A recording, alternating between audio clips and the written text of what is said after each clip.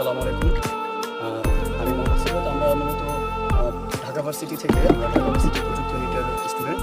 আমি সহ আরও কয়েকজন বন্ধু এসেছি এই জায়গায়, এবং অনেকেই বর্তমানে এখন যে সিচুয়েশন আমরা দেখছি যে বন্যার পরিস্থিতি, যা 1999-2004 সালের এই সকলকেও হার মানিয়ে ফেলেছে এখন। এবং এই বন্যায় ভারত থেকে যে পানিটা এখানে এসেছে, এখানে কুমিল্লা থেকে শুরু করে ফেনী তো ডুবে গেছে প্রায়, কুমিল্লা এখন ডুবার পথে। এখন নোয়াখালী, চট্টগ্রাম, হবিগঞ্জ, মৌলভীবাজার, সিলেট সহ দেশের উত্তর পূর্বাঞ্চল প্রত্যেকটা অঞ্চলে কিন্তু এখন পানির তলানিতে। অসংখ্য মানুষ এখানে আর কি পানির তলানিতে জীবন কাটাচ্ছে।